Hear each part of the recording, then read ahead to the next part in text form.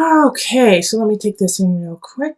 We do have two people showing up in this reading in the reverse. The Page of Swords, which is often an air sign, so Aquarius, Gemini, Libra, and then also the King of Cups, who is water sign, so Cancer, Scorpio, Pisces energy, and they're both in the reverse and they're right next to each other. So I get this feeling like they may be working together against you, or they may be working together and you're like a third party to them. So it could be in relationship. You could be the person on the side and you don't know it, or but more so like the Page of Swords energy is young, is very young. So this could be a child, and then the King of Cups, an adult. So you could be seeing somebody who has a child, or it could be your partner if you have a child with them. But also, I do see this dynamic at work where it's like you're working with someone maybe over a project you adore, or you are working with a project with two other people, and they see eye to eye, but you don't see eye to eye with either of them. And the thing is they're in the reverse, so they're not working in their highest energy. They're actually working kind of in a conniving, deceitful way. Like the Page of Swords, might just call you names and be really immature and be like, oh, are you a slowy slowpoke? Like that is what a 5-year-old would say. And we're working at a corporation. So, this Page of Swords you could find really annoying. And then the King of Cups energy could be really moody, could be emotionally all over the place, could be really like, oh, I love you, you were such a great person, and then flip on you the next minute and be like, why don't you care about me? You're never there for me, Yeah, the King of Cups, they're moody people. They're very, very moody. And the thing is a lot of times they don't see it and they don't get it that they're being moody because they're just kind of ebbing and flowing with the tides of their emotion. But the reason why these two are the first thing I focused on is just what is around them, what is around them here. We have Death, Three of Pentacles reversed, the World, and Six of Cups. And so you're going to have to make some decisions. You're going to have to make some decisions on how much influence they have in your life, how much influence they're going to have in your future, and if what they have to say really reflects who you are. Okay, Three of Pentacles. They could be saying some really vicious things about you, about like your work, and they're not true. But are you going to take that in? Are you going to take that in as truth and then move on with that? Or are you going to put up a boundary, between you and these people who are not working in your best interest? And you have choices there because they're going to give you some chances to get out of that situation or to lessen your interaction with them. And it's going to be up to you to jump on that. Instead of, I do feel like some Sagittarius people are going to feel like they have something to prove, like they can handle these two. And so they're going to be like, no, I'm not stepping out. I'm going to, you Sagittarius, you guys are going to, try to puff up your feathers and be like, I'm not stepping down. But is this worth it? Because with the Death card here, it's like, that's not in your best interest. This is a Scorpio card. This is a Pluto card. Death being here is like, no, look a little deeper. Like, this is not what it's truly on the surface. Even though you're working with them and maybe you can make a lot of money, even a bonus or whatever, look underneath that and see it for the truth that this is just a little immature baby and that this is an overgrown baby. And if you put all your focus into this situation, then you're going to lose out on other people who are ready to exit your life if you don't show them some attention. Knight of Staffs. And this is a fellow fire sign. So Sagittarius, Leo, who am I missing? Sagittarius, Leo, Aries. Like there's somebody here who wants your attention, who's worthy of it. And so you need to step up into that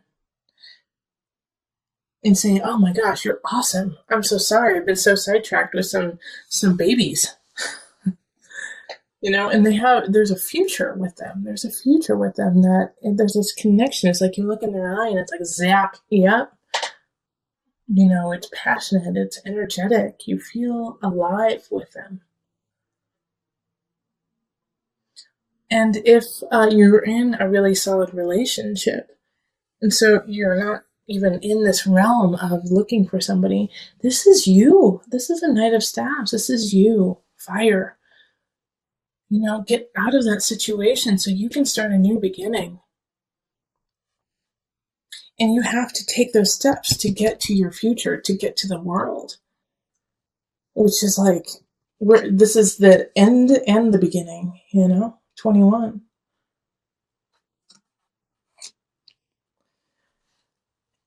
And I love that the world right here is linked with the Wheel of Fortune, okay? Like you have to see the Knight of Staffs is turning their back on all of this. Turning their back on what is happening here with this malarkey, with these two people. And going off on their own adventure. You have to let this die. Okay? So that you can come down to the Wheel of Fortune. So that you can come down to your Jupiter, your expansion. We also have the Three of Cups, and this is linked to the World and Wheel of Fortune, and also the Three of Pentacles too.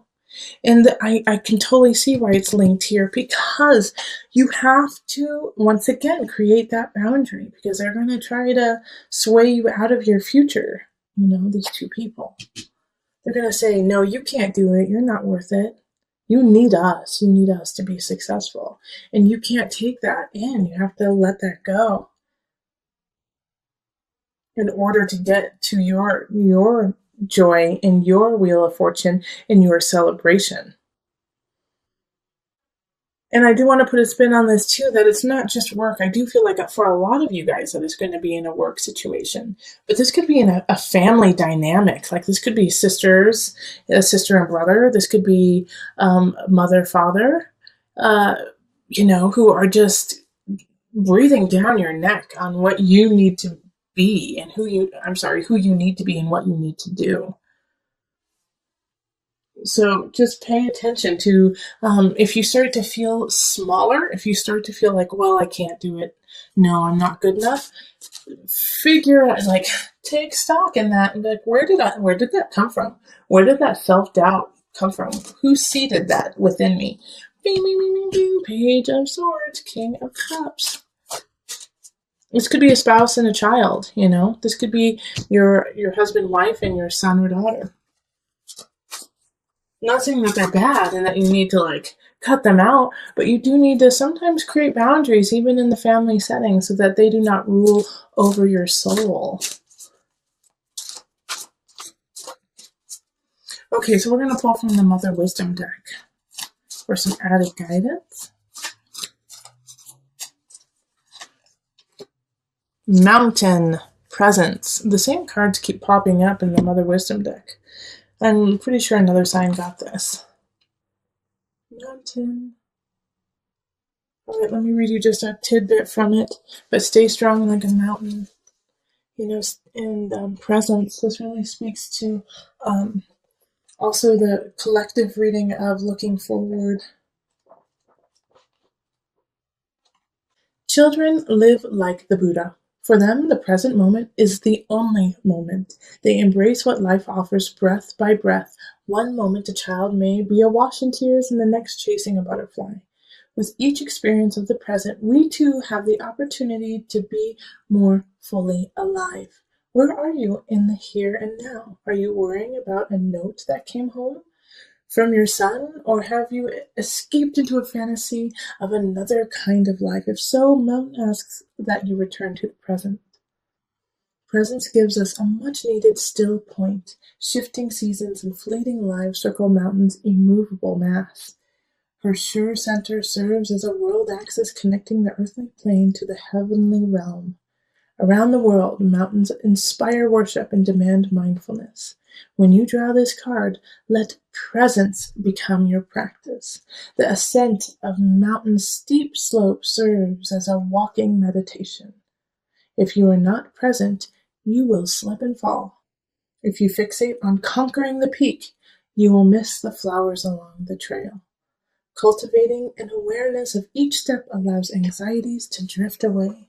By the time you reach the top, a rarefied silence will quell any lingering agitation. Poised between heaven and earth, this is the best place to fall in love with presence, your own divine beingness that exists only in the now. Okay, but we have the Queen of Pentacles, and they're, the center of the remainder of November. So this is an Earth sign, Virgo, Taurus, Capricorn energy. And since I picked this extra card, the gift, I really feel like they're a gift to you. They're going to kind of help you in connecting yourself to a new beginning, a financial wealth beginning, something that, could create a new future for you. But however, the only way that this is going to come in is if you don't stand idle with fear. Okay, the Nine of Swords is looking at fear, taking it, being right in front of it and dealing with it instead of standing frozen. Don't freeze up, unless you're planning, take time to plan. I love planning. I have a lot of Virgo. But the Nine of Swords is like, you can't freeze in the face of fear. And the Queen of Pentacles, I think, may be offering you a situation, a new job, a new relationship that will lead to a plethora of abundance. But you have to take the first step. Nine of Swords. Even though you're scared, you're going to have to quit that job. Even though you're scared, you're going to have to finish that project and move on. Ten of Swords it's an ending. There's something happening in career and work. And if you listen to my November reading for you, then you would have known that I focused a lot about work and relationships within the work environment. And so this is saying, yeah, it's time to let it go. Something's not working. You gotta cut ties so that you can have this gift come in. And I know it's going to be hard because in relationship, there's some people who don't have your back, who are not like, okay, follow your heart, follow your dream, go for it. They're like, why the hell would you leave such a good job? You've got benefits. It's 9 to 5. It's easy to do. Why would you leave it? You're throwing away a good situation. And, there's always going to be somebody who's against you. There's always going to be somebody who's against what you believe and what you need to happen in your life. Now, with this, though, as you are leaving, this is the Virgo in me talking to you, and maybe I am your Queen of Pentacles right now, like, go for it. However, make a plan. However, when you leave, don't leave willy-nilly and be like, oh, I'm just going to leave it. Come 100% up to Source. Source gave you a body. Source gave you a mind. Source gave you a heart and intellect. Use it. Okay? When people say, it does kind of drive me crazy when people are like, I'm just going to leave it up to God. If this is your life and God gave you this beautiful vessel and gave you this beautiful heart and this beautiful mind and this beautiful spirit, how dare you not use it? How dare you stand idly by and just be almost passive, be, I hate to say it, lazy? God didn't give you this vessel to sit around. God gave you this vessel to make a change, make a positive shift for you and around everyone around you. So don't slap God in the face by saying, I leave it to you. I'm not going to do anything. No, step up. Listen to your heart. I always say that. Listen to your spirit. Let God guide you into action.